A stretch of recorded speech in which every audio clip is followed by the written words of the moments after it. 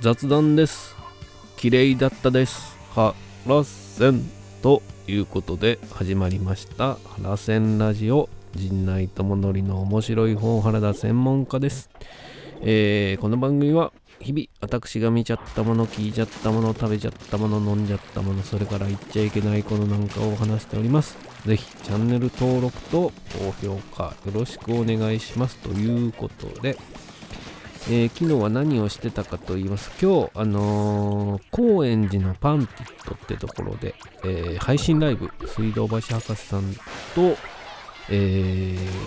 開幕ですねタップの若手芸人の開幕の対談イベントがありまして、それのオープニングを取りに行っておりまして、まあオープニングというかね、僕がこんなことがこんなことがしたいというか、なんて言ったらいいんだろう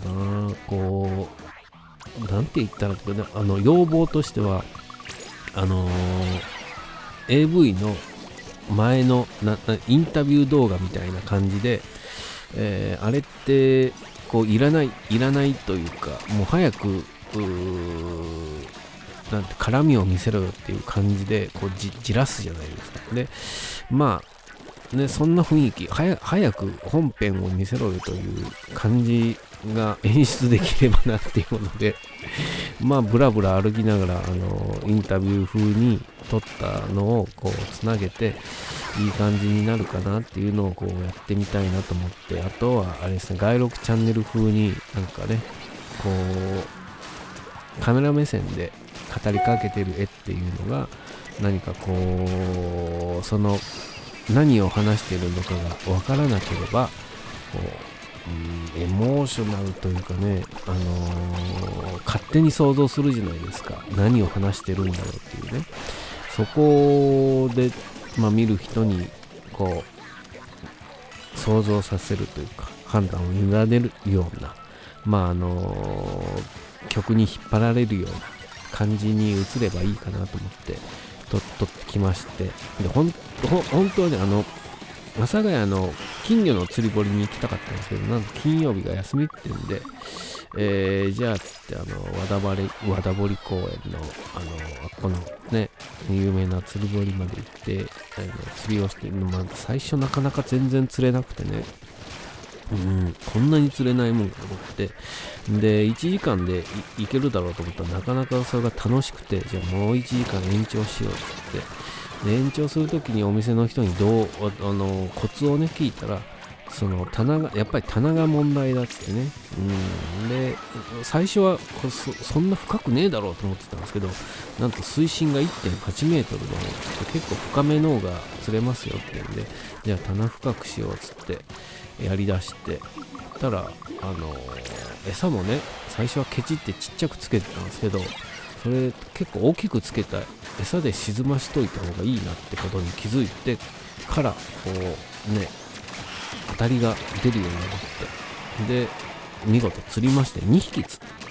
て、1匹は釣れて1匹は針が外れて逃がしちゃったんです。あと鱗が釣れた時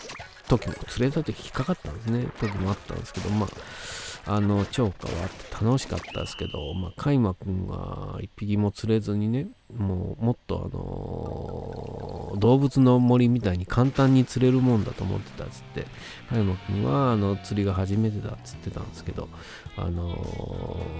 でも楽しかったですね。1匹釣れてあんなに笑うかいうぐらいねゲラゲラ笑ってましたんで、また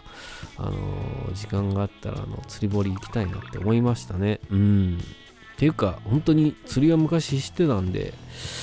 またね竿買ってどっかね行きたいですねとは思いましたけど、そんなことをしてオープニングをそれにね使う映像を撮って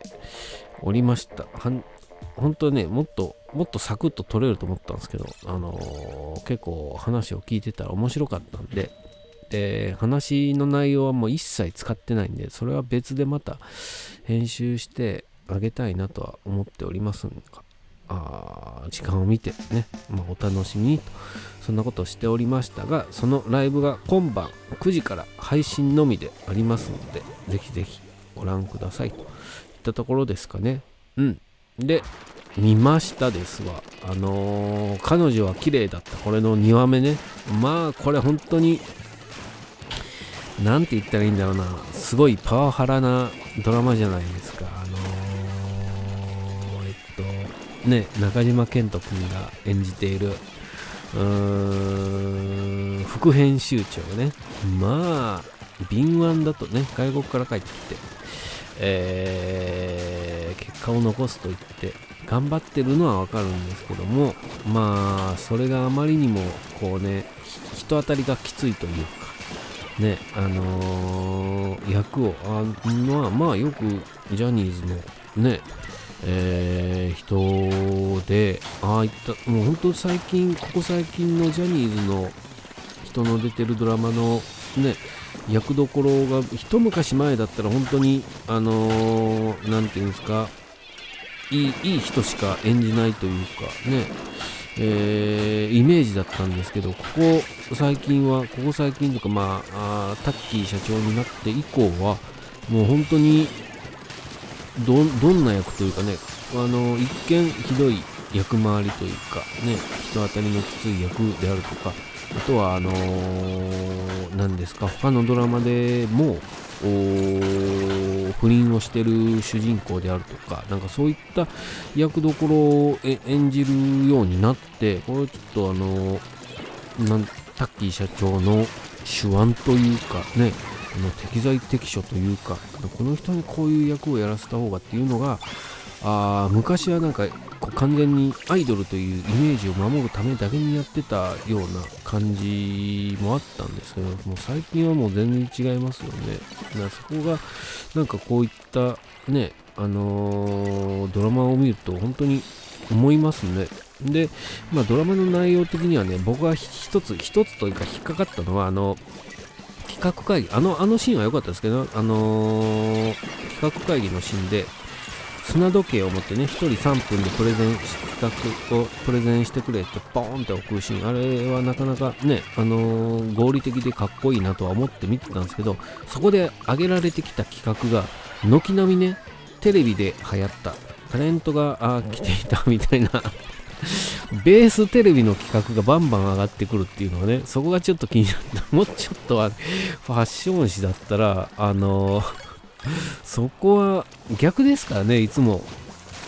テレビの情報って基本雑誌とか新聞とかそういうのを読み漁ってというかね、そういう資料をもとに組み立てていくじゃん。雑誌で取り上げられている、だからこれが流行っている、なんかこういうファッションが流行っているみたいなのをやるじゃないですか。逆を言ってたからねそれはそこもうちょっとリアルに考えろね。雑誌で特集を組もうね、なんか特集を組もうって言った時に、本当にその企画がダメだっつってね、ドラマが放送されて雑誌が発売される頃にはもうそのドラマ終わってるとかね、その新聞がもう流れちゃってるから、それはダメだっつってダメ出しをしてましたけど、企画に上げる時点でね、そのたとえドラマの中の企画ね、ダメな企画といえども、そこはあまりにもなんかテレビばっかりのね、一つぐらいだったらいいですけどね、2つぐらいね上がってたでしょ、ね、しかもその企画答える人が 3,4 人で、それはちょっとリアリティに欠けるというか、あまりにもダメすぎるだろうとは思いましたけどね。そこをもうちょっとさ、なんかすげえ尖ったことというか、こうね、結構最先端というか、雑誌を作っているとこうその業界の中で取材をしていると、これ伝わるかな、これ理解されるかなっていうようなところでもってこうね、最新のところで嗅ぎ回ってるわけだから、これさすがにそれはまだ伝わらないような企画が出てくると思うんですけどね。だからちょっと抑えてもうちょっと一般的に伝わるようなみたいな感じなんじゃないのかなとは思うんですけども、あっこの企画のシーンでなんかテレビで流行ってるから女優さんがこんな特集をしてるとかね、インスタで上がってたこれをとかみたいなのはちょっとあれかなと思ったんですけどね。そこ気になるみたいなところが気になって見ておりましたけど、まあ僕もねってことはないですけど、マンスリー吉本って昔ページを任されてやってる時はね、いろいろ企画も尖った企画というかね、めちゃくちゃな企画をやっておりまして、本当に今ではこれ多分実現不可能。それこそね、小山田圭吾さん、いじめのあれじゃないですけども、おわきとはーこって言ってね、もう一人のライターの方と僕とが、まあもう一人のライターの方は女性の方だったんですけど、僕がまあ言ったらおかまというかね、おかまの体でおすぎとピーコみたいな感じで辛口批評をするみたいなね、コーナーを突然、コーナーというかね、ページをね突然始めてみたりね、したこともあったり、今でやったらあれね叩かれる感じだとは思うんですけど、そんなノリでねやってたこともあったんで、だからなんか本当もっと尖ってていいだろうとね、その企画会をね、だからなだめ役でないとね、上は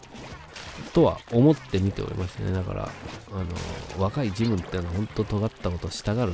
じゃないですか。それをなだめるのが上司、で、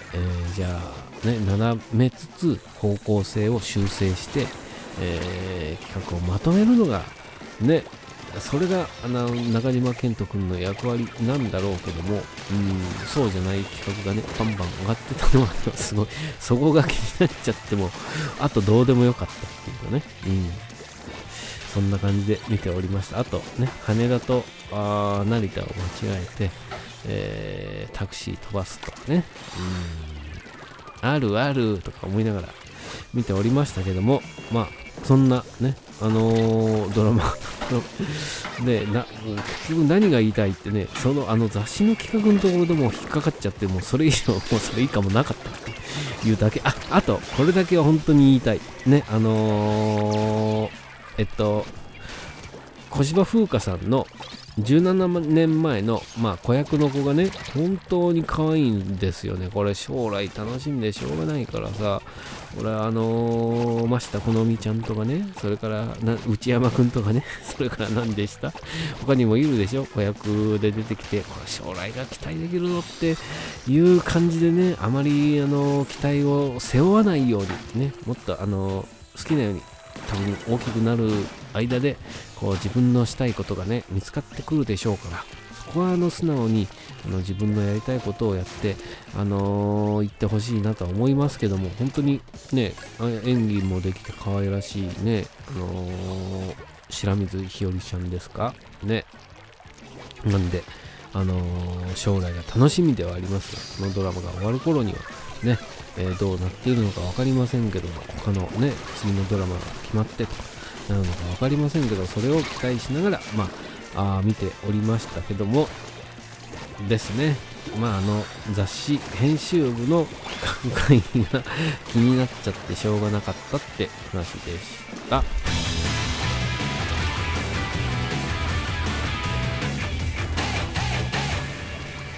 コント編集部、ち